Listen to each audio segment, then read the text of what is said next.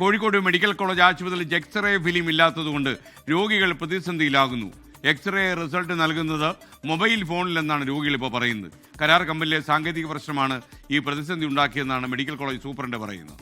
നമ്മൾ Kozhikode medical college എന്ന് പറയുമ്പോൾ ഏറ്റവും പ്രധാനപ്പെട്ട ആശുപത്രിയാണ്. ഒരുപാട് ആളുകൾ രോഗികൾ എത്തുന്ന ആശുപത്രിയാണ്. അവിടെ ഇത്തരം ഒരു പ്രതിസന്ധി ഉണ്ടാകുമ്പോൾ അത് വലിയ രീതിയിൽ തന്നെ രോഗികളെ ബാധിക്കുമെന്നുള്ള കാര്യം തന്നെയാണ് ഇവിടെ നമുക്ക് പറയാനുള്ളത്. എക്സ്റേ ഫിലിം ഇല്ല എന്നുള്ള കാര്യമാണ് ഇപ്പോൾ പുറത്തു വരുന്നത്. അതോടുകൂടി രോഗികൾ വലിയ പ്രതിസന്ധിയിലായിരിക്കുകയാണ്.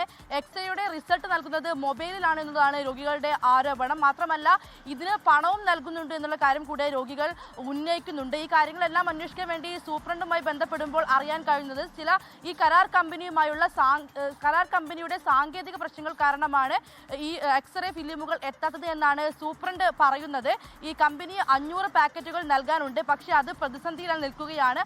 അക്കാരണം കൊണ്ടാണ് ഈ നിലവിലെ പ്രതിസന്ധി എന്നുള്ളതാണ് ആശുപത്രി സൂപ്രണ്ട് പറയുന്നത്. എന്തായാലും സംഭവത്തിൽ ഇന്ന് യോഗം ചേരുന്നുണ്ട്. 11 മണിക്ക് യോഗം ചേർന്ന വിഷയത്തിൽ പരിഹാരം കാണുമെന്നുള്ള കാര്യമാണ് സൂപ്രണ്ട് പറയുന്നത്. ഇതിനോടകം തന്നെ താൽക്കാലികമായ സംവിധാനം പകരം സംവിധാനം ഏർപ്പെടുത്തിയിരുന്നെങ്കിലും അതും പ്രതിസന്ധിയിലായി എന്നുള്ളതാണ് സൂപ്രണ്ട് പറയുന്നത്. എന്തായാലും ഇന്ന് 11 മണിക്ക് യോഗം ചേരും, ശേഷം പരിഹാരം ഉണ്ടാകുമെന്നുള്ള കാര്യം സൂപ്രണ്ട് ഉറപ്പ് നൽകുന്നുണ്ട്. ഈ കരാർ കമ്പനിയുമായി വലിയ രീതിയിൽ പണമൊന്നും നൽകാനില്ല എന്നുള്ള കാര്യമാണ് സൂപ്രണ്ട് പറയുന്നത്. ചെറിയ തുക നൽകാനുണ്ട്. ആ തുക ചെക്ക് ഒപ്പിട്ട് കഴിഞ്ഞിട്ടുണ്ട്.